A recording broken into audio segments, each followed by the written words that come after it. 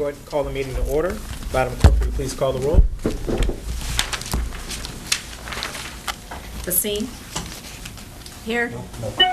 Campson? Here. Gabriel? Present. Martin? Present. Rowson? Here. Planton? Present. And then Jack has to allow him. Yep, Attorney Cloud? Yeah, Mr. Jordan has requested to participate in today's meeting electronically from a remote location. And in order to do that, I've just got to establish a couple things on the record, and the board needs to vote to approve his participation. Mr. Jordan, my understanding is you're asking this because of a personal matter. You're attending a VSBA conference, I think in Williamsburg, right? That is correct. And you're in somewhere in Williamsburg, Virginia. That's the remote location you're participating from? Yes, sir. All right, well, with that, then the board can now vote to approve Mr. Jordan's electronic participation. Ms. Tanner, if you'll call the roll. Basine? Aye. Campson? Aye. Gabriel? Aye. Martin? Aye. Rowson? Aye. Planton? Aye. All right, the meeting can continue. All right, thank you. Do I hear a motion to enter an executive closed session? I move to enter into executive closed session. Thank you, Dr. Martin. Do I hear a second? I second. It's been moved and properly seconded that we enter into executive closed session. Madam Clerk, will you please read the resolution? Yes. Move that the members of the school board go into a closed session for the purposes which are set out in subsection A of Section 2.2-3711 of the Virginia Freedom of Information Act as amended 4, discussion, consideration, or interviews of prospective candidates for employment, assignment, appointment, promotion, performance, demotion, salaries, disciplining, or resignation of specific public officers, appointees, or employees of the school board of the city of Norfolk pursuant to subsection 2.2-3711A1 of the Act.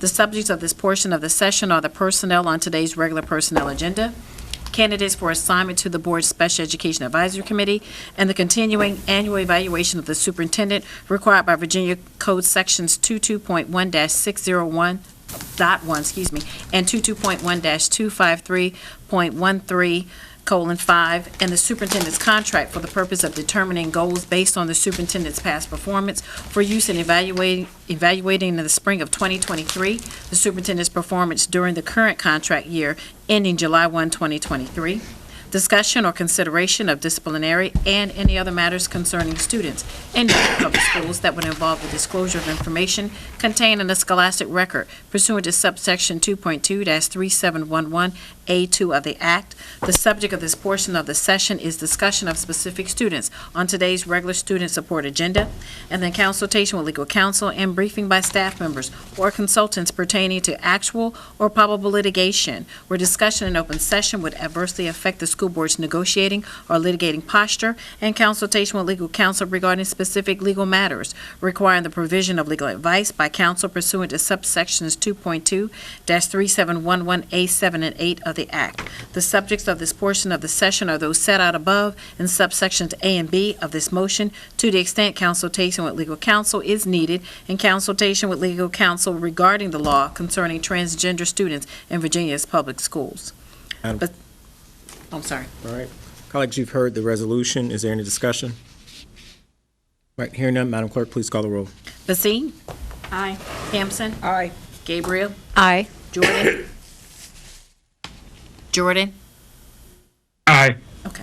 Martin? Aye. Rowson? Aye. Clanton? Aye. All right, the motion carries, and we're going into executive closed session.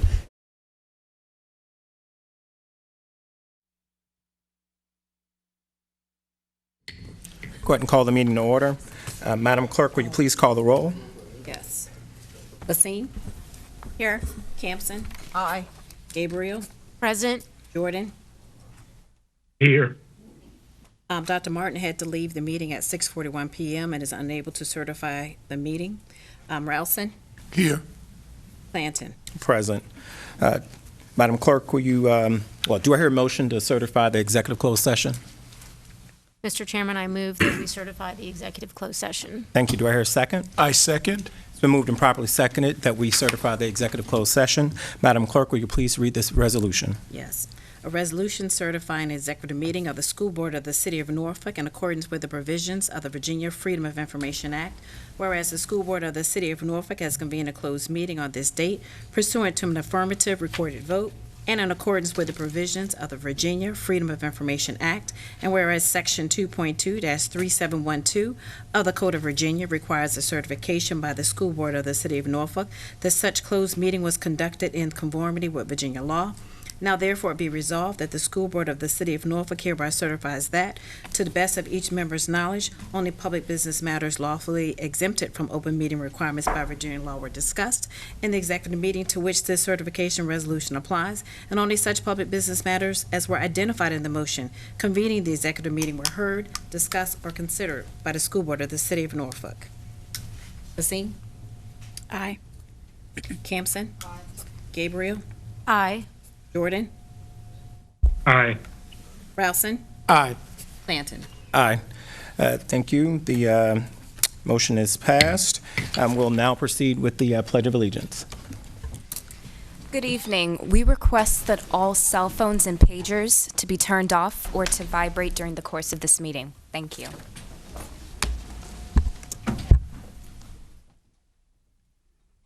Pledge allegiance to the flag of the United States of America and to the republic for which it stands, one nation, under God, indivisible, with liberty and justice for all. You may now be seated. Thank you. Good evening, everyone. We are so fortunate to have a student performance on literary readings this evening. And so I'll turn it over to Dr. Birdsong. Yes, and so certainly every month we like to display all of the wonderful things that our students know and are able to do. And so Mrs. Tanner is going to be introducing our students. So when your name is called, please come forward to the microphone so you can be recognized and to present to the board and our community. Thank you. Yes, Lisa Nash, she's the Senior Coordinator of Elementary English Language Arts, and she's going to introduce our special readers for this evening. All right, good evening, Chairperson Mr. Clanton, Vice Chairperson Dr. Gabriel, Dr. Birdsong, and members of the board. My name is Lisa Nash, the Senior Coordinator of Elementary English and Language Arts for Norfolk Public Schools, and it is an honor to be here this evening to showcase 4 students and their literary works. The students highlighted tonight will be sharing pieces that reflect the implementation of our newly expanded integrated curriculum in grade 2 and our newly adopted benchmark advanced reading and writing curriculum in grades 3 through 5. These newly implemented curricula emphasize reading and writing as a related process and cultivate learning experiences in which students collaborate, discuss, and write in response to reading authentic texts. Students are immersed in content-rich units of study and respond by citing text evidence to supply facts and support their claims. As you will see in these literary readings tonight, the intensive integration of purposeful reading, writing, and discussion rooted in content-rich literary learning experiences support communication skills, background knowledge, critical thinking, and vocabulary development. Please enjoy tonight's readings as students demonstrate their accumulated body of knowledge in topics ranging from indigenous people groups, animal adaptations, observing nature, and cultivating natural resources. So first up, I welcome Mia Bellido from Chesterfield Academy. She's a 2nd grade student, and she's going to be sharing her essay on the Powhatans.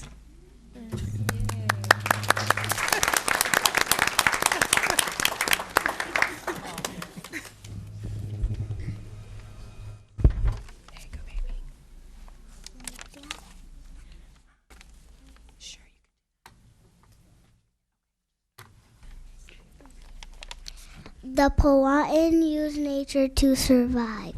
They built dugout canoes out of trees to travel. They cut down trees to make longhouses to live in. After hunting deer, they used their skin to hunt more deer.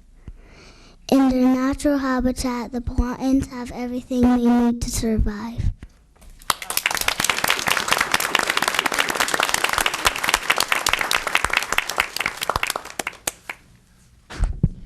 Next up, we have Aria Garris, a third grade student from Larrymore.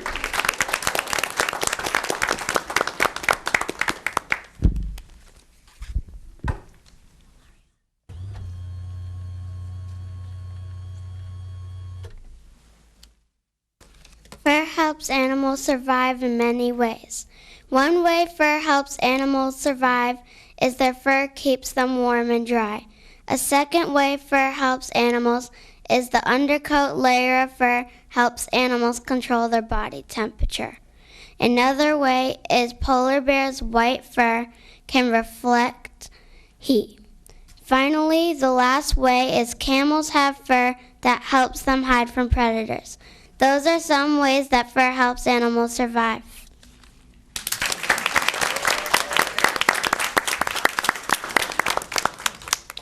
Now we welcome Isabella Doty from Larchmont. She's a fourth grader and will be sharing her essay on woodpeckers.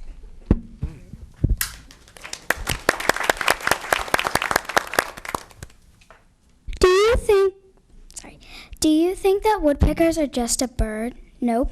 To begin, what do they look like from up close? Well, when you look at different kinds of woodpeckers, you see different kinds of colors. According to World of Woodpeckers, some of them have red coloring on their heads. Their body has soft feathers that can be black, white, or brown. They have a long pointed beak and a long tongues that have barbs on it. They can come in very different sizes, like the pileated woodpecker can be 21 inches, and the downy woodpecker can be 6. They might have patches of brighter colors on their chest and head. Woodpeckers have very thick skulls and powerful neck muscles too. Next, woodpeckers have very different behavior from other birds. According to Woodpeckers Talented Birds, woodpeckers peck on tree trunks to get insects deep inside the tree. They love eating insects and their pecking is abrupt. They use their beak to hammer away the tree bark. When they peck, they only use their heads. They really have amazing talent for pecking. I love woodpeckers, and I cannot wait to learn more about them.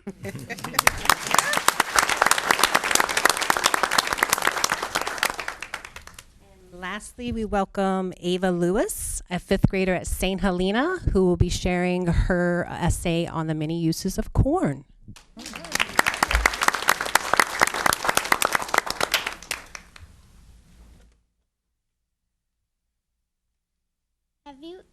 Have you ever seen a corn plant? Corn was a major food resource for humans and animals.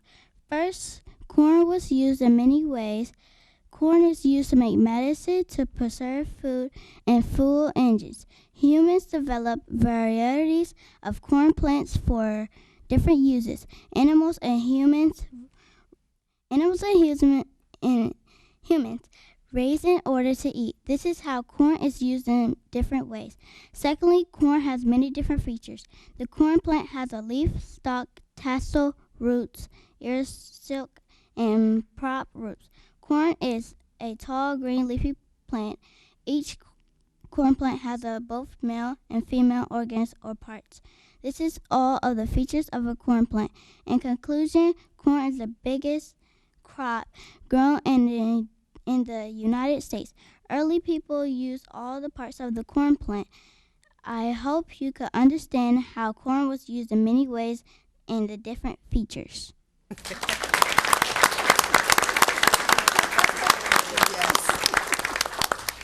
Great. Thank you all so much. I don't, Shannon, were y'all getting a picture or something with the students? We can. I know the parents, Michelle's coming. So could all the parents stand up that came out to support your young scholars? And staff members? And principals, staff members, y'all stand up as well.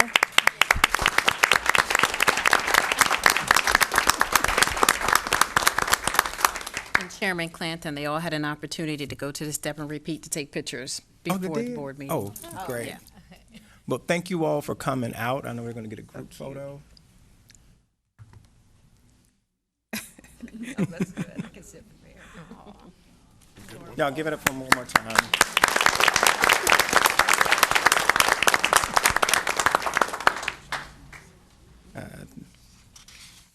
It's always great to be reminded what we're here for, and so we thank our students for coming out and sharing with us this evening. And we thank all the great administrators and teachers and staff members who are in the buildings, and those dedicated parents and guardians who are at home supporting our young people. So with that, we're going to move to our next item on the agenda, and that is item 3.05, adoption of the school board business meeting. This is a vote required. Would like to point out a couple items here. The citizen comment regarding non-agenda items, it's still separated, has been moved to before the adjournment of the meeting. Subsequently with that as well, it will also be aired on the video. I will say this, that we've had a lot of comments. We've gotten feedback from a lot of individuals. And as it had also been stated by myself, even in the Virginia pilot, working with Attorney Cloud and others, and this is not a policy change. We haven't changed anything in the policy regarding public comment.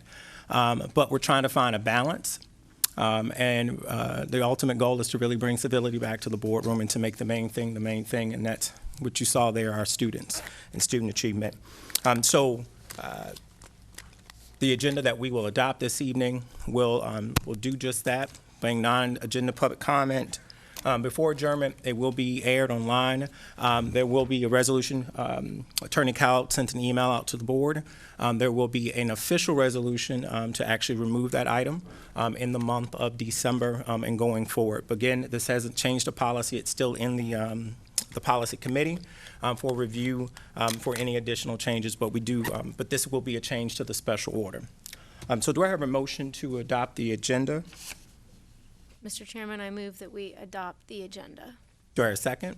Second. Great, thank you. It's been moved and properly seconded that we adopt the agenda. Is there any discussion? Mr. Chairman, Yes, Mr. Jordan. I have a couple of questions of clarity. On the agenda, I noticed that the discussion items have times on them and that the adjournment has a time on it. So with the adjournment having a time on it, is that a hard time, or is it that we're going to adjourn after we've heard all citizens' comments?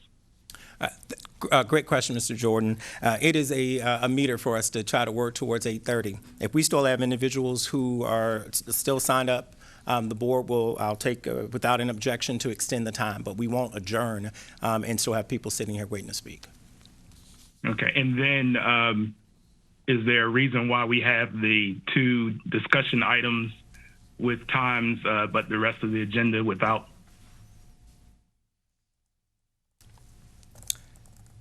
These are these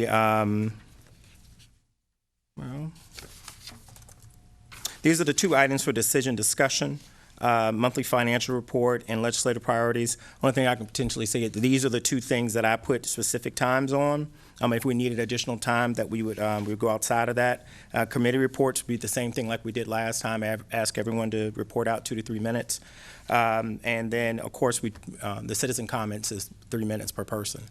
Everything else, we would just kind of flow all the way up until 8:30.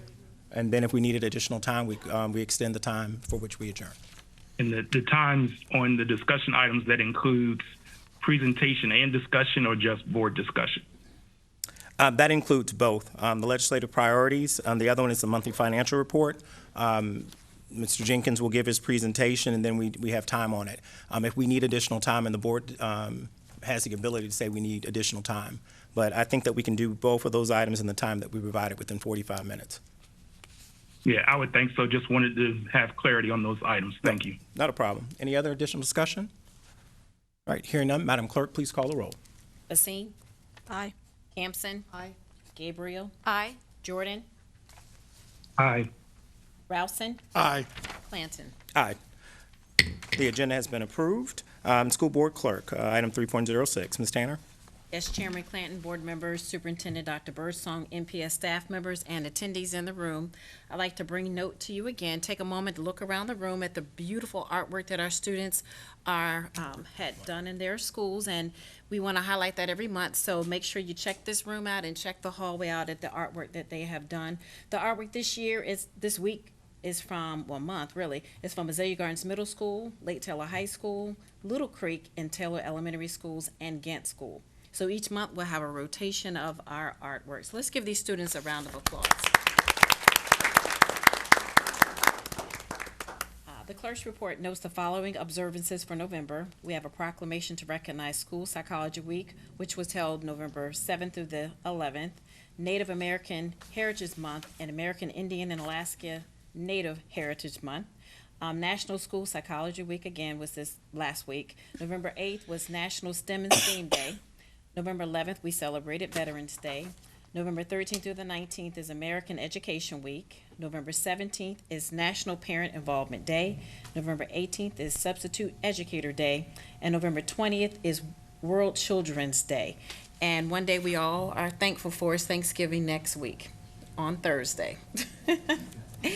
And mark your calendars for our next school board, our first school board recognition ceremony that's going to be set for Wednesday, November 30th at Norview High School, and then Wednesday, May 24th at Booker T. Washington High School. So hopefully we'll have a lot of recognitions coming up for our students and staff. And that concludes my report. Thank you, Madam Clerk. The superintendent's report. Good afternoon, or good evening. Feels it's like dark. afternoon. It's been a long day.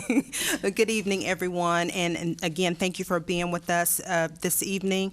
Today, we have a shorter superintendent's video, so I don't know if that'll be appreciated or not. It's about 5 minutes long, but of special note, we are recognizing our children with disabilities. I want to give a special thank you to Dr. Glenda Walter, who is the senior director of that department, all of her coordinators, and our wonderful special education teachers. They worked so hard to put on a wonderful, wonderful event at Lake Taylor High School, our Big Feet Meet. Thank you to all the board members who attended this function. It was enjoyed by all. So please stay tuned for the video.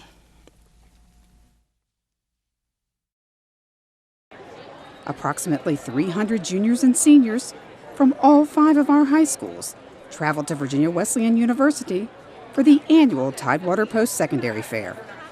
This amazing event, which is sponsored by our school counseling department, featured over 85 vendors from trade schools, colleges, and universities. Students had the chance to visit multiple tables and ask representatives a wide variety of questions. This is an opportunity for students to come explore. I've noticed a lot of students were excited. I saw one young lady who was excited when she asked me, was Spelman here? And she jumped up. Some students were excited to have Virginia Tech, Norfolk State, ODU. So they was really glad to see different universities come out to allow them to ask different questions. So I'm actually an alum of Princeton University, and I'm here trying to make sure to get these young people excited about going to college and coming to Princeton University. All the college counselors should be so proud of their students, and it's going so well. The kids are excited and asking these wonderful questions and really looking forward to their future. I feel like a lot of students are kind of excited about it, including me. I think it's going to help me a lot, really. It's going to at least give me like ideas on what school I should go to and like what should I really like, what career I should follow. I feel good. I feel amazing. I'm happy. I love this because like, I really want to go to college. I see a successful life for me, and this gives me success. It gives me an urge of like, yes, you can do this no matter what. I'm going to be like the first person in my family to go to college, and I'm excited. A follow-up to the story we had last month about free eye exams at Sherwood Forest Elementary. Students recently received their glasses and a case courtesy of Homer Optical and Essilor. Today is the real rewarding part when you see the expression on the kids' faces, the reaction they have. It's just wonderful. For some children with some higher prescriptions that didn't know they needed glasses to begin with, it's a whole new world. You know, they've lived their life thinking that the world's blurry, but you know, you put the glasses on them and it's like a light bulb goes off over their heads. Out of the 107 exams performed, 59 glasses were handed out. For these children, it was a big day. Simply because children being able to see properly are going to learn better. They're going to feel more confident in themselves. It's like I said, a whole new world for them.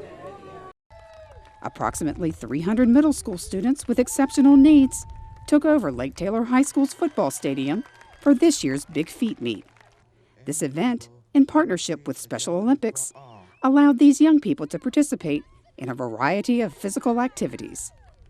Volunteers from ODU and the Norfolk Sheriff's Department were on hand to assist and cheer the students on to victory. Well, the beauty is this is Disability History and Awareness Month in October, and so we hope that they learn the importance of inclusion, or at least have an opportunity to practice that and live that out today, make new friends, include everyone, and just realize that inclusion is not about just including the differently abled person, but you get something out of making sure that you're kind and including all as well. Well, we're out here supporting a Big Feats event for Special Olympics. It's got a warm place in my heart to come out and support these kind of events, and recognize the idea of inclusion and the idea of us all learning from each other. It's a big deal. It's so fun. I mean, the smiles on everyone's faces. They not only did they get to cut out of class for the day, but they got to come out on a beautiful day to take part in some activities with their peers. I'm sure a lot of people will go home with some fun memories of the day. It's just it's just a fantastic day. Fall season for middle school sports is in the books, and by all accounts, it was a successful one. This year, Norfolk Middle School League started the second week of September. We had a new season format where we moved some athletic opportunities around. So this year in the fall, we had our co-ed tennis, we had boys soccer, and our traditional football and softball seasons have been held. Moving co-ed tennis and boys soccer to the fall had its benefits. A couple reasons for the changes. One, we're looking at trying to get more participation from student athletes on these teams. And another big reason for a change is coaching. Trying to get a number of different coaches where we had some issues last year, some challenges, some vacancies. So we feel moving some of these athletic opportunities, sports around, is going to enable us to attract some coaches and get more student athletes involved. We are back to normal times in athletics. So it was obviously last year was our return. Previous year they missed a season. So we're operating under normal conditions, and things have gone pretty smooth in that aspect. Congrats to all our participants and champions. Chairman Chant. Wonderful. That concludes my report. Thank you. All right, thank you, Dr. Birdsong. A lot of great things happen in North Public Schools. The next item that we have is item 3.08, citizens' comments on agenda items only. Madam Clerk. Yes. Chairman Clanton, for tonight's citizens' comments on agenda items only, we have 2 speakers. Today's speakers have signed up for public comments before the start of today's business meeting. If you would like to provide public comments for agenda items only, you are required to state the agenda items you are addressing prior to providing your public comments at this meeting. When your name is called, please come forward to the speaker's podium, state your name and whether you have a child in Norfolk Public Schools or if you are employed by the district, and state your agenda item. One person is to speak at a time. If you are representing a group, state the group's name. You may ask your group members to stand in place to be recognized. Speaking time is limited to 3 minutes. A timer is set with an alarm that will signify the end of your speaking time. State your position and give facts and other relevant data. Avoid saying anything that identifies students or personnel information about individual employees. Personnel, disciplinary, and confidential matters may be addressed to the school board directly via email at schoolboard@npsk12.com. Comments should be addressed to the board and not addressed to an individual member. School board members do not respond to public comments at the time they are given, and any written statements or supporting materials should be given to the clerk. Chairman Clanton, our first speaker for today for agenda items only is Rakita Robinson, followed by Barrett Hicks.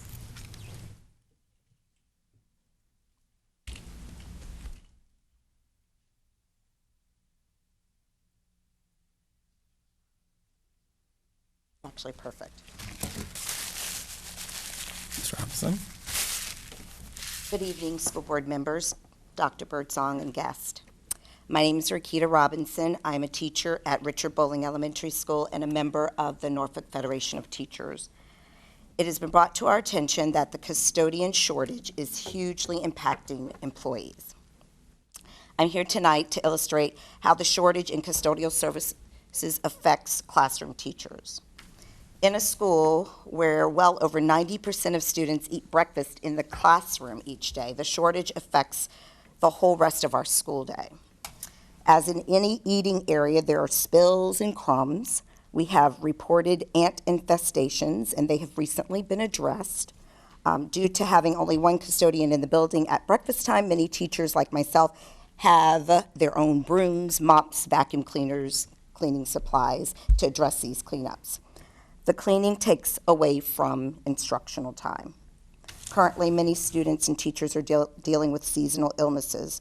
I know the plant-based cleaners, Myers products that I use from my home that I bring to clean my classroom are not adequate to sanitize our workspace. As we go through our school day, I have instilled pride in my first graders to pick up scraps of papers, pencils, crayons, and et cetera left on the floor, but this has been to my detriment, as when custodians come in the room, substitutes especially, into the room, they will dump the trash can and bypass my classroom because we have picked up so well. So any sticky spills they're just not attended to, and paper towels are not refilled. The few custodians we have do not have time to come clean out our classroom sinks, refill paper towels, because it's not part of their daily routine. Daylight savings time left every classroom with a clock to be reset an hour back. Well, most of the clocks in our building are still showing incorrect times. For now, wiping desks, sweeping floors, vacuuming carpets, cleaning out sinks, purchasing paper towels, changing clocks, batteries, all befalls on teachers. And when the custodian supervisors visit and do check-ins, they assume the cleanliness is attributed to the custodians, which is it's not fair to assume. While we understand that the custodians have a huge job, a huge undertaking, from opening the building at 5:30, putting the flag up, letting in food services, checking on the heating and air conditioning services, maintenance checks, picking up the grounds, meeting contractors or maintenance persons coming to address issues in the building, getting and receiving deliveries, setting up for special programs, cleaning up any graffiti and vandalism, cleaning up vomit, moving furniture, equipment. The list is endless for our custodians. Many buildings are down to 2 to 3 custodians on average, and custodians are receiving and probably enjoying their overtime pay. But if there's money for overtime, then we can certainly hire additional custodial staff so that the custodial workload does not befall on teachers. Thank you.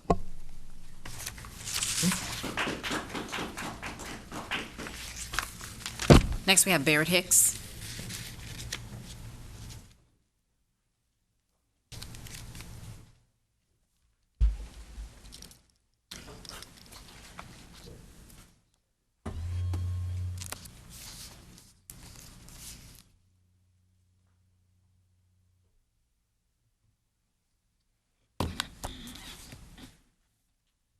Good evening. I'm Barrett Hicks, the Executive Director for the Concerned Citizens Association, Toward Connection, as well as the Chief Consultant for Did It Before Business Group.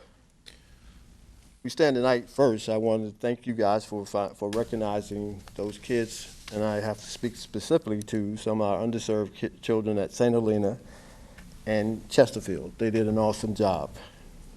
I'm glad to see and hear the great works that seems to be happening.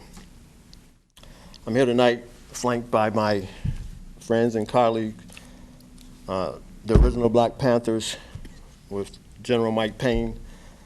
We're here because we come to help. We've had input over at Southside STEM Academy and some of the same things that the... Excuse me, Mr. Hicks. Yes. Could you please state the agenda item for which you're speaking towards? I'm speaking to the issues of community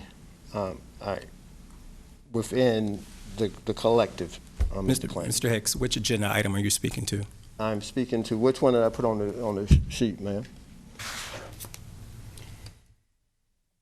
Full student support services, full accreditation, promote safety, attract community partners.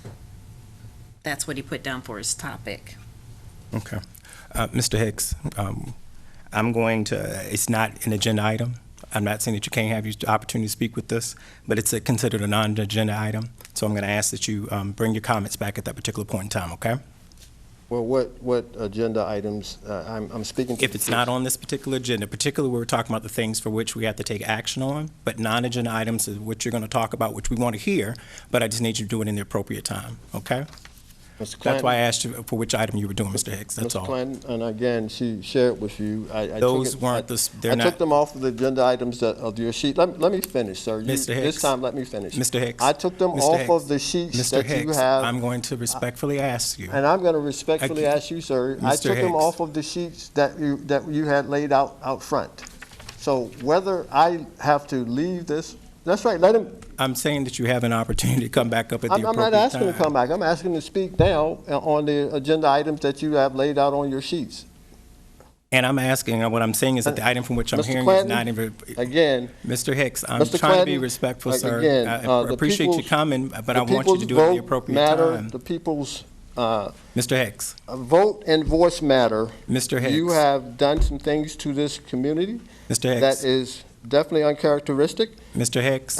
Again, Mr. Clanton. Madam Clerk. I'm addressing the issues based on what was on the sheet. Mr. Hicks, you are a guest in this particular room, sir, and I'm asking for you to be at the appropriate place. And I'm asking again, respectfully asking I addressed the issues again based on what was on the sheet. And Madam Clerk, at this particular point, Mr. Hicks, we're done with the agenda items. You have an opportunity, as I've extended to you, to come back at the non-agenda items because that's what you're speaking on. You can have a seat and come back at the non-agenda items. You have an opportunity to speak. Mr. Clanton, again, Mr. Hicks. I've gotten pretty much what I needed to say anyway. Mr. But Hicks, again, you're out of order. You are out of order, sir, in your own building. You're out of order. And you're out of order in your own building. Because again, this is Sir, I'm not going to, uncharacteristic. No, again, it's not uncharacteristic, but you're out of order. As far as the original Black Panthers and myself, we're looking to help out at Southside STEM Academy, and we will do what we need to do for our community. I thank you. Thank you. Madam Clerk, we'll proceed on with the agenda. Okay. Let's approve a consent agenda. We're on the consent agenda, and I know that Mr. Jordan, you had you asked about 2 items, in I guess within the facilities report, sir, on the consent agenda. Yes, it was the facilities usage report. Okay. Did you want to go ahead and bring that up? The question. Yeah, just on the report, I saw that there's I assume it's a one of our faith-based partners, Child Evangelism Fellowship. They have usage at Suburban Park and at Lake Taylor School, and it's a $25 fee. Is that for tutoring? Does anyone know what that service is that's on Thursdays? Mr. Jenkins, do you know? It's for the application fee. I don't know if you heard that, Mr. Jordan. Mr. Jenkins said it's the application fee. Right, the application fee for what? What's the service that's being provided? I mean, what's the usage? For the use of the building. For the use of the building. Right. No, what I'm asking is, I think in our policy, if it's involving other services, I'm just trying to get a clarity on what's the usage. Okay, Mr. Jenkins is coming up to the podium for you. Okay. Okay. Thank you. I can't see all that, so I appreciate it. No problem. Sure. Mr. Jordan, that is actually an application. There's an application fee that's charged for each user. So there were no actual charges other than the application fee. So there's a $25 charge, which is on all of the applications that we receive from outside groups. So the only charge was the application fee. Right. What I was on the form, don't the individual identify what they plan to do? I don't have that with the request. I don't have that in front of me, sir. I will be glad to send something to you, an email indicating what the usage was. All right. Thank you. And Mr. Clanton, while on that, I think I also noticed on the consent agenda, we don't have the student support report. And that just came to mind based upon the presentation that was just made at the public comment, citizens comment.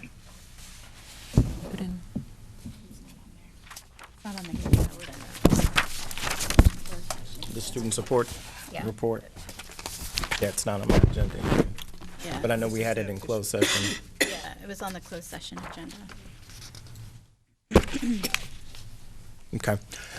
We can add it. So, with the consent agenda then, item 4.06, without objection, we add student support services report. Okay, thank you, Mr. Jordan. All right, do I hear a motion to adopt the consent agenda as amended?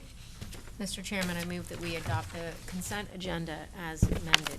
Do I hear a second? Great, it's been moved and properly seconded that we adopt the consent agenda as amended. Is there any discussion? Chair hearing none. Madam Clerk, please call the roll. Basine? Aye. Campson? Aye. Gabriel? Aye. Jordan? Aye. Rousen? Aye. Clanton? Aye. All right, thank you. We're moving on to discussion decision agenda 5.01, monthly financial report. Mr. Jenkins? Yes, good evening, Mr. Clanton, Vice Chairman Gabriel, and Dr. Birdsong, and also members of the board. I'll speak to you briefly about the financial report for the month of October, which I believe Ms. Tanner is pulling up now. Yes, okay, so the October report covers 4 months for the fiscal year that started July 1. As with previous reports, the report reflects activity from July through October as of November 8th. General fund collections for the 4 months totaled $108 million. This was 28% of the $383 million budget.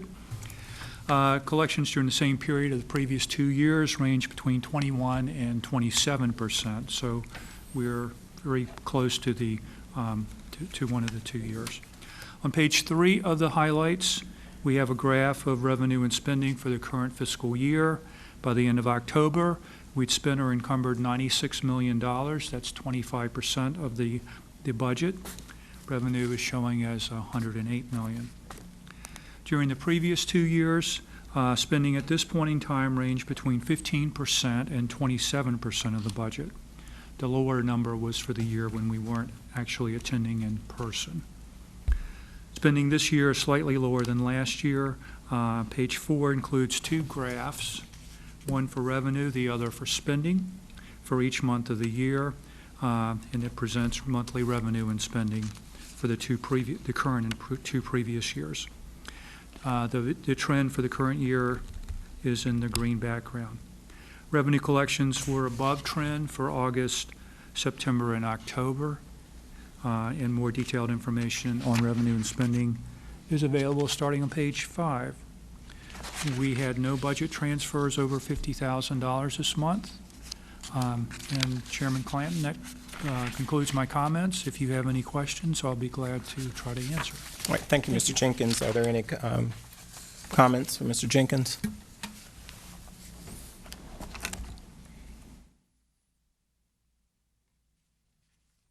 Right. Hearing none, I'll entertain a motion to accept the financial report subject to audit. Mr. Chairman, I move that we adopt the financial report subject to audit. Is there a second? I second. It's been moved and properly seconded that we adopt the financial report subject to audit. Is there any additional discussion? Mr. Jordan, I see you came off mute. Did you have anything? I was just preparing to vote. Got you. All right. Madam Clerk, if you'll call the roll. Yes. Basine? Aye. Campson? Aye. Gabriel? Aye. Jordan? Aye. Rousen? Aye. Clanton? Aye. All right, the financial report has been adopted. Legislative priorities. Colleagues, I know you all have received that. I'm going to turn this particular portion over to Dr. Gabriel.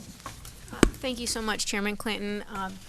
This topic for this evening right now is a discussion item. However, if you all feel comfortable with the draft that has been presented and kind of worked on to incorporate all of the feedback that we have received from board members as well as some of our committee members from SEAC and GIAC, we can move forward with an official vote if you would like to do that tonight. However, if you don't feel comfortable with it, we can certainly come back to this at the December business meeting on the 14th. Just to kind of give everyone a recap, I want to introduce Ms. Kathy Butcher, who is with Advantage Strategies, our collaborator. Come on up to the podium. I'm sorry, Kathy, I didn't see you. We have been working collaboratively with them to discuss these priorities, as we all know that the funding stream that we receive with Norfolk Public Schools, the greatest pot of that funding stream in order to do the things that we want to do for our students and have excellent student outcomes and achievement, comes from the state. And so we have to partner and let the state know where we stand on several issues. So what you have before you is draft number 3. Again, it has incorporated the feedback that you all have sent to her and shared with everyone, and I am very, very appreciative for all of the feedback that we've received. So what we'd like to do is, if you have feedback at this point in time on draft number 3, we can go ahead and discuss that, and then we'll go from there and we'll determine next steps. Ms. Bissy, go ahead. I just have a comment. I'm really appreciative of the work that you and the administration has put into developing these priorities and for incorporating the feedback that was received. So I just wanted to say thank you. Great. Hopefully we made it easy to read. I thought so. I thought it was great. Yeah. It was and we're well, I'm not going to speak for the board, but speaking for myself, when the time comes to meet with legislators, and I hope we're able to arrange that this year as a group, and I know we'll talk more about what our plans are, but the one thing, and I know I got a response about the one-pager, the data and the impact of some of the asks that we're making, I think will be helpful too. So I look forward to receiving that. And I'll address that in just a second after we kind of go through the discussion of the priorities. And I want to tag on to what Ms. Basine said, because we also this year got direct feedback from both our committees, from SEAC and GIAC, that were incorporated into this legislative agenda. Okay. So do you all feel comfortable with the draft number 3 as adopting it as our formal legislative priorities? I see Mr. Jordan's hand. Oh, sorry, Mr. Jordan. Go ahead. Yeah, a couple of things. One, I agree with the sentiment about the work. I would like to hear about the one pager. I may have missed that information. I do think that should go along with whatever we approve. I do have maybe a couple of technical things on. I appreciate the update dealing with the homework gap. I have one additional recommended tweak where that concern, let me find it. So where we added the language that shows the what our broadband definition is. I appreciate that. And then on the next sentence where it deals with the homework gap and it says due to affordability, I think what we are intending to say there is due to affordability for Norfolk students, not just due to affordability generally, because the homework gap generally deals with affordability and infrastructure. And I think what we're saying is because we provided these devices with the broadband speeds that we've identified, that we don't have an infrastructure issue, but we're saying that we do have an affordability issue. Am I reading that correctly? Mr. Chairman and Mr. Jordan, I think that is the intention of that. That is actually language that's consistent with what you had in previous language, and so I think it can go either way, because you do say students there, but I do think the intention, and obviously don't want to speak for the board, is that this is a family affordability component as opposed to typically the homework gap, when we talk about that, is an at-home issue for students. And now they have devices, but it's how do we ensure that they have access at home, particularly if we are asking for them to do schoolwork or use textbooks that are online, to ensure that there's equitable access for students.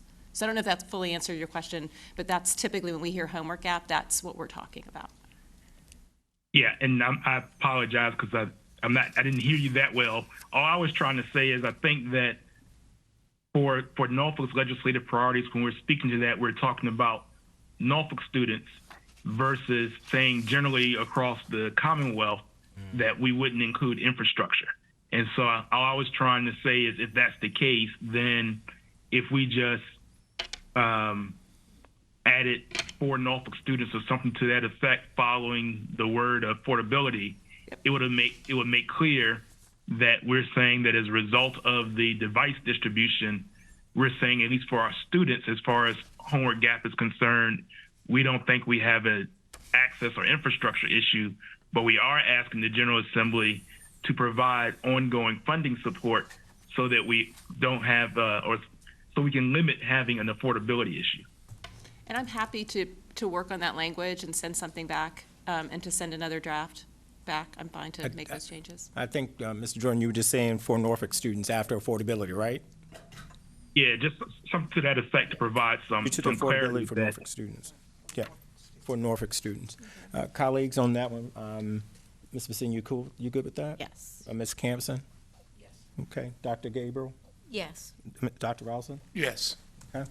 I'm good with it as well. So we'll go ahead and add that in there. Okay. You had something else, Mr. Jordan?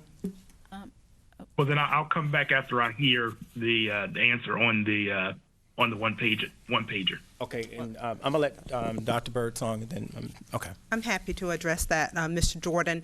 As you know, Dr. Pohl is our legislative liaison. He works very closely with Dr. Gabriel, and so we have been working on these documents, and we have a draft document already developed, and so I'm sure Dr. Gabriel will want to address this further, but there are some tweaks that we're making to this document, but it is in draft form, and so that work has been done. We just need to finalize that document or documents.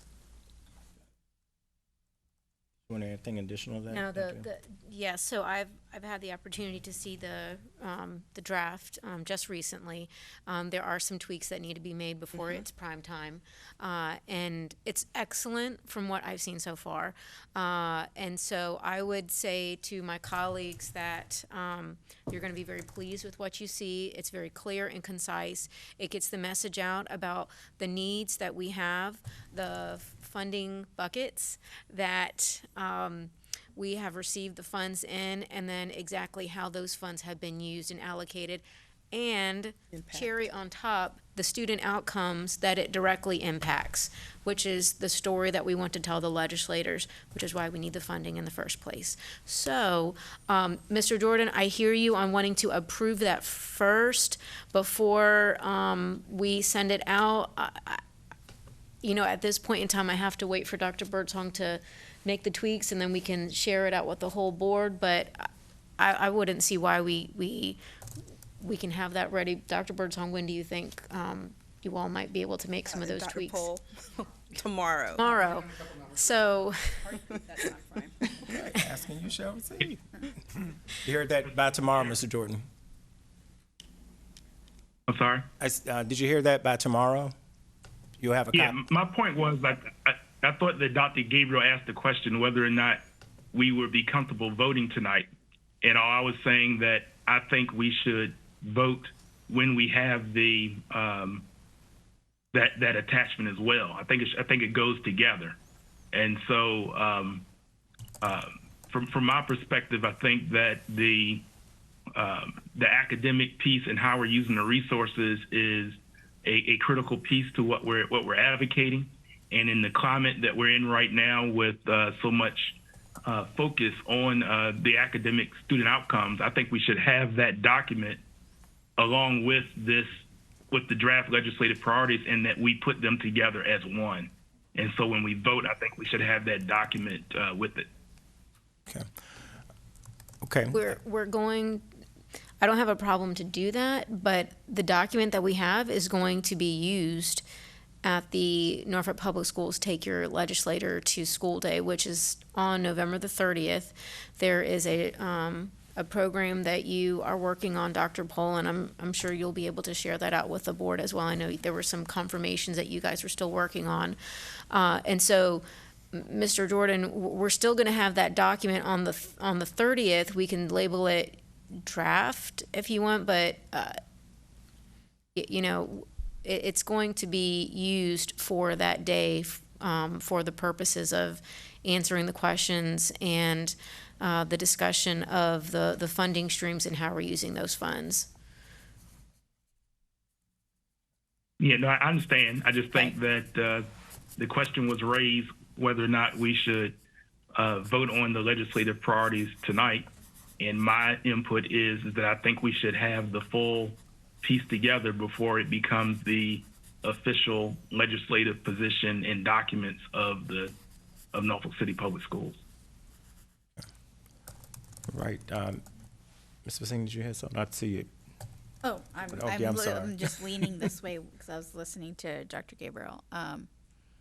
But I mean, I just asked for the data and the impact report or one pager myself. But was there anything in that one pager since, I mean, I guess that's the thing. You've seen it. You've seen a draft of it. Yes. So I think that since you've seen a draft of it, it's kind of hard to say, because one of the reasons I brought it up at the work session was also, are there items in there that where we might want to emphasize a particular priority because of the data that's in there. So when I raised that originally, that was kind of the impetus for it, was not only so that we can use it to, when we talk to our legislators and they ask us, what does this mean for Norfolk?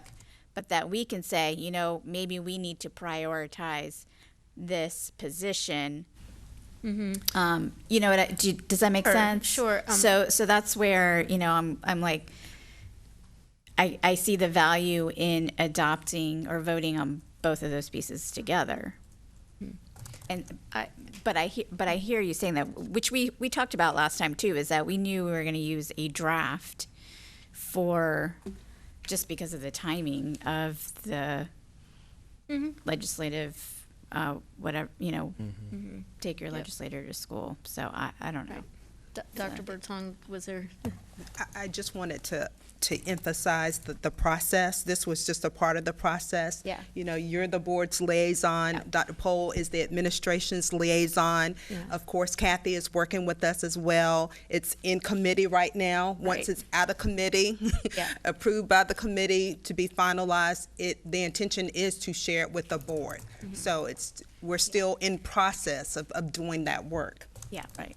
Yeah. So that was our intention. And I hope that in listening very attentively to all the feedback that I am representing all of the board when we're in our smaller committee, and then of course it will be shared out with everyone, and it will be a working document. Even when it is voted on, I'm sure there will be some tweaks at some point down the road, but I think it lays excellent groundwork for our talking points. And then, as you said, Ms. Basine, those points of emphasis, we can do that on the one-on-one basis with the legislator, you know, highlighting some of the points that are on the one pager. But it'll get out tomorrow, or you know, when you can get it out as soon as possible, and everyone will be able to see it and give their feedback. Yeah, and I can't. Oh, I'm sorry, Mr. And I can't believe I was just, because it was plain as day too. So the other big piece too is, you know, the JLARC report on the findings of the impact of the pandemic was released late last week. And in that, I think there are some very strong recommendations that came around mental health. And so we incorporate, and I'm grateful, like I said, thankful that you incorporated that feedback already into the priorities. But, based on that report, as an example, that's an area that I think needs to be at the forefront of our draft. Citing that particular document. And I appreciate you mentioning the JLARC study, Joint Legislative Audit and Review Commission for folks. It did come out, it feels like a long time ago, but I think it was last week. Yeah. I did incorporate that exact language. It's professional duplication because it was a published report in the mental health component. So both VTSS and the memo of understanding between the Department of Education that allows for Department of Education and school divisions to allow for expanded partnerships for communities, providers of mental health services beginning next school year were two of the recommendations. They're captured here, and I agree that is the key finding out of the JLARC study is pretty stunning when you look at the data that they've collected around student mental health. Right.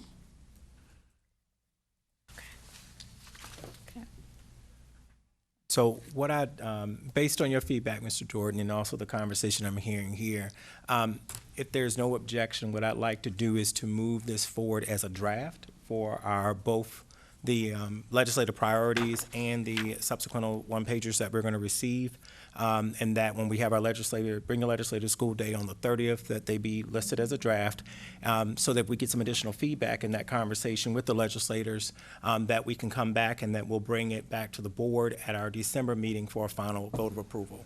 Is that okay with everyone?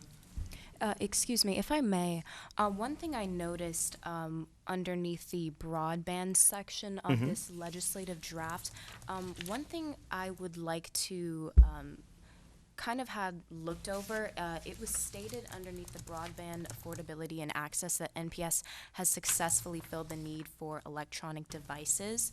While I'm sure there's some sort of data to back that up, I have particularly noticed that the execution of that is not necessarily being matched to what is written on this document, and I think that needs to be paid more attention to because, for example, in my own classrooms, I saw this across the entirety of my high school.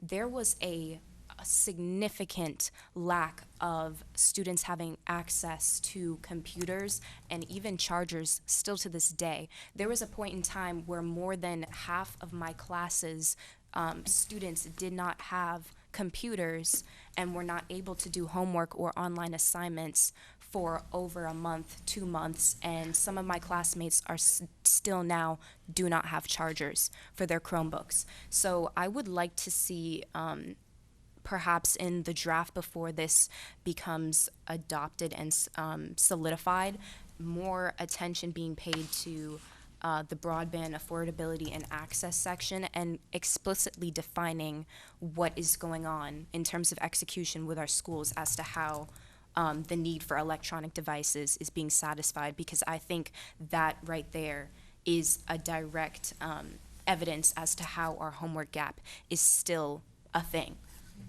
Thank you. Well, appreciate the comments on that one. We'll definitely take that in there. I think when we talk about the affordability piece, this is a request of the school division to the state, because once the federal dollars dry up, we're going to need to maintain this level of service to support our students. So this is actually an item requesting that funding to support that. And so definitely we'll come back in there and make sure we that. And I appreciate you bringing that up for us there, and that we, because we know that coming out of the pandemic, you probably remember when we said that we were going to be virtual for 2 weeks, there were students who were on homework packets and some students who had access to devices and those who didn't.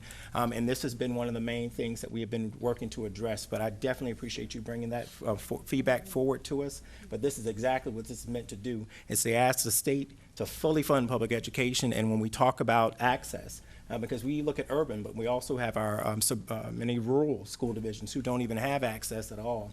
So again, appreciate you bringing that up. Definitely looking here, and then I'll talk to Dr. Gabriel and Dr. Birdsong about when we look at this for the final draft, because you will be with us on the 30th, right?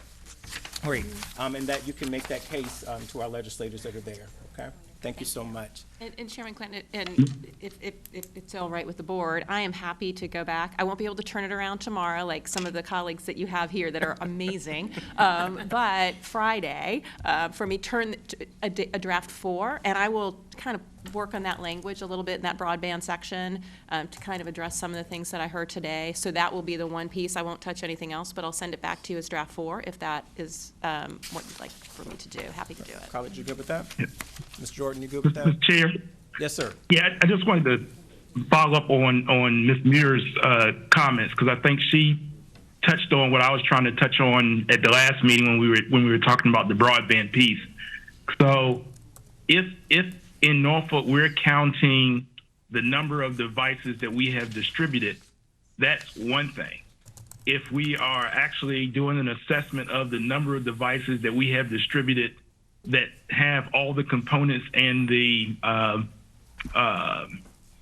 education to go along with the usage, as in my world we call it, adoption, then I think that's a different issue. And so I think we do need to make sure that we have clarity about what we're saying there, because if Ms. Muir and Ms. Wicker and others are in their frontline experiencing are saying they are observing that students are still struggling, I think we need to make sure that we are accurate in what we are sharing with our legislators and make sure that we know that adoption has taken place, not just that we've made purchases. Great point. If there's a gap there. Yep. Great point, Mr. Jordan. Nope. Good. We'll move on. All right.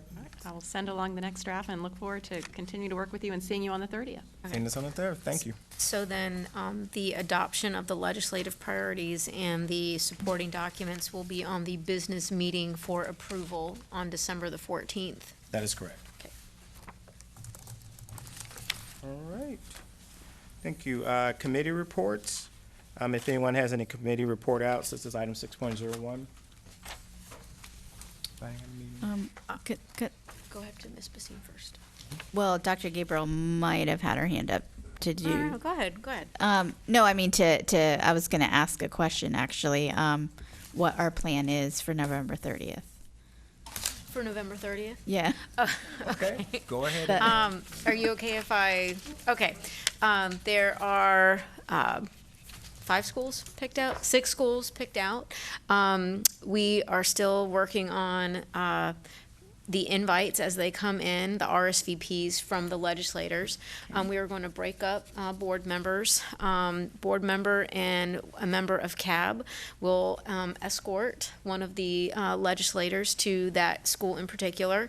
We will have a roundtable discussion with principal and staff members, led by some classroom visits to talk with students and teachers. And then we will reconvene at Booker T. Washington High School. Okay, see, this was, we're going to reconvene at a school, and then we're going to have our program to discuss the priorities with them. We will have discussion at that point in time, and it'll be over around noon. So that's the nuts and bolts of it. Okay, thank you. Mm-hmm. Right. Anyone else? All right. We're going to go ahead and move into citizen comments on non-agenda items, 7.01. Madam Clerk. All right. Our first speaker, let me give Rich a chance to Okay. Our first speaker is Carl Poole, followed by Sharon Houston. Yes. You have enough for everyone? 8. That's fine.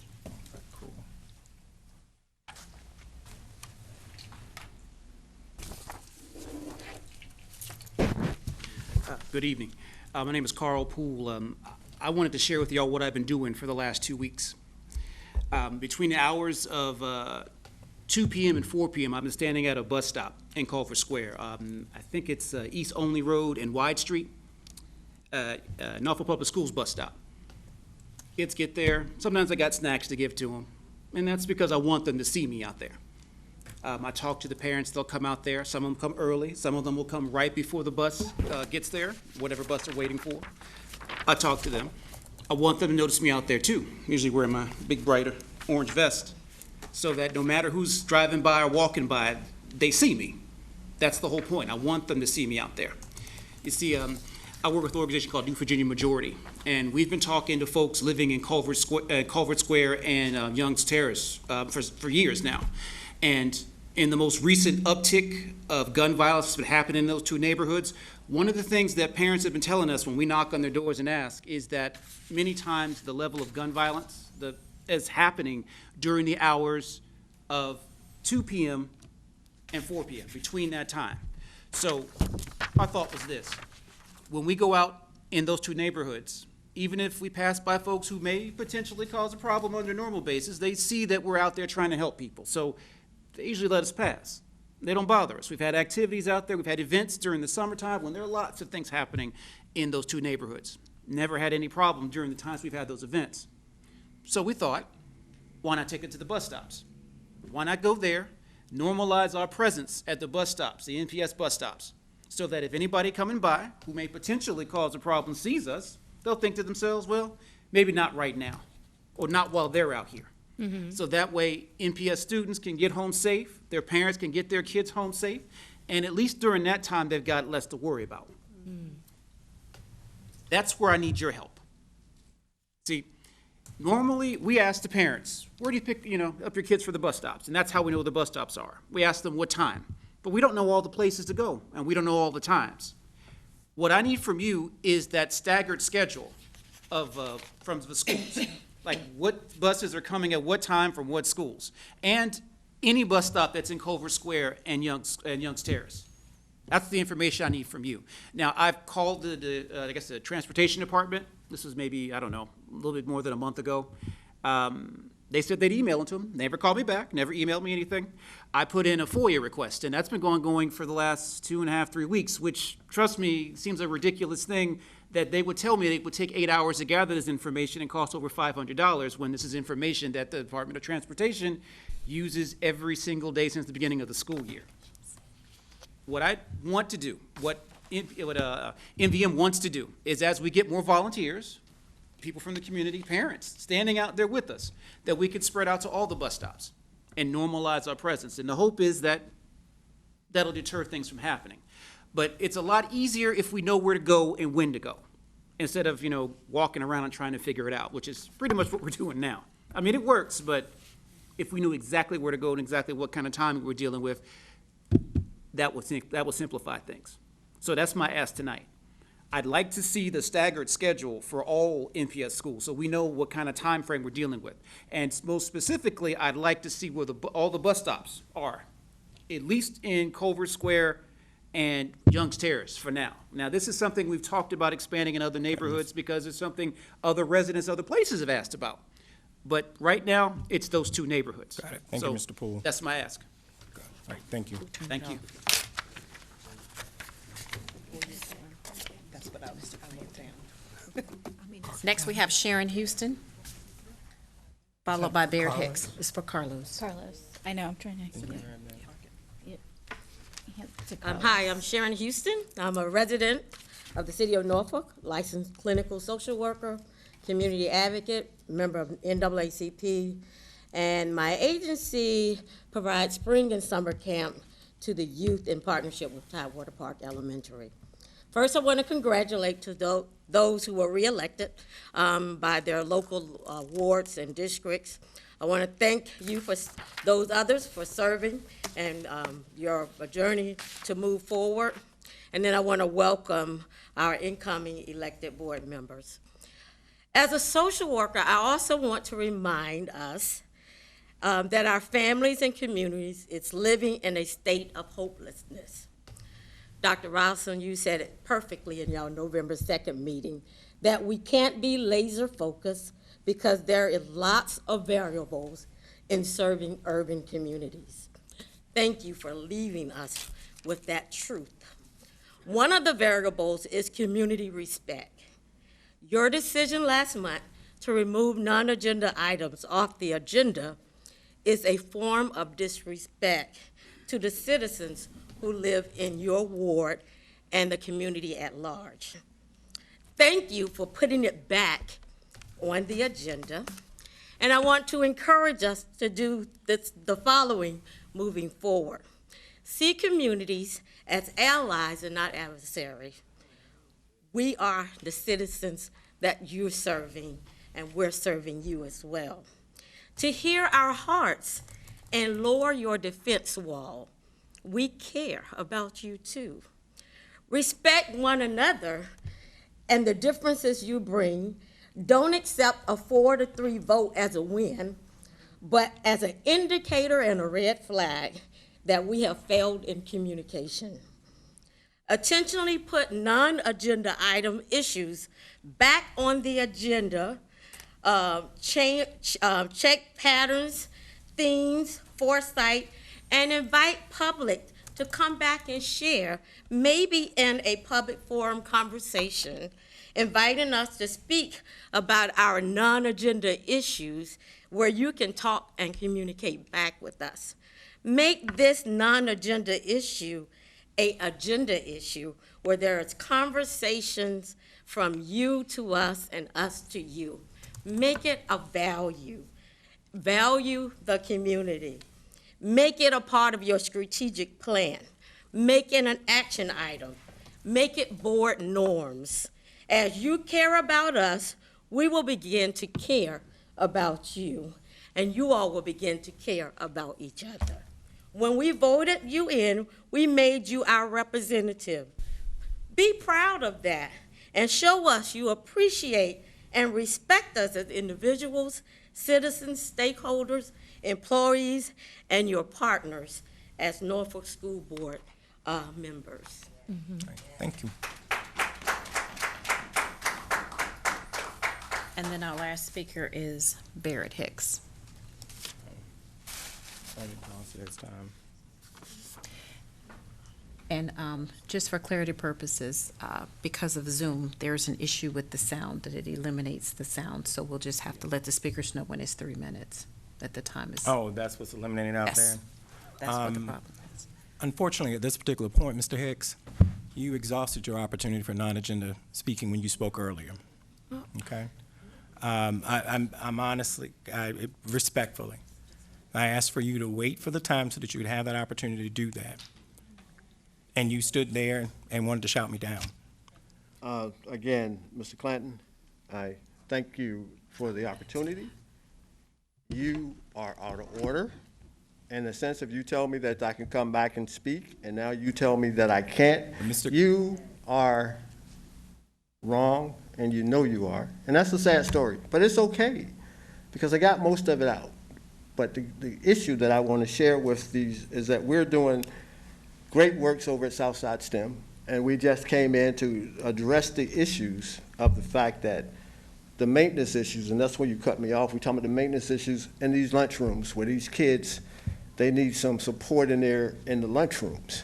That's where you cut me off. That's an agenda item. I was speaking exactly what Ms. Rakita was talking about in that sense.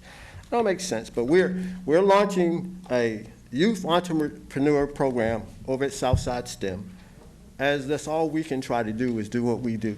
When it's the Lord's work, you can't stop it. Know that. This issue, and again, my brothers and sisters from the military community as well, as we showed, we came out and voted. We shared that mess of you shutting down this public comment, of allowing those at home that can't get here. The most despicable mess I've ever seen in my life. They couldn't come, and you shut down. Some of them just sit and wait for Madam us. Clerk, what is going on with the time? I'm finished. Thank you very much. Thank you. Okay. Is there anyone else? No, that's it. Okay. I got a note here about the, okay. Is this supposed to be chaired or just for me? All right, y'all, Mr. Jordan is in Williamsburg. We're going to come join him there. Chairman Clanton. At the Virginia School Board Association conference. I'm That's sorry, over the here. police officer was speaking to me at the moment when you asked me a question. It's okay. Okay. We're we've got the Virginia School Board Association Conference. Our school board, student rep, did they have the student today? Yes, Jordan and I attended the conference today, and we had a wonderful time and gained a lot of insight. Great, thank you. All right, everybody, it is, look at it, it's 8:30. Time I put on the agenda. Thank you all. Y'all have a great night. The meeting is adjourned. Thank you.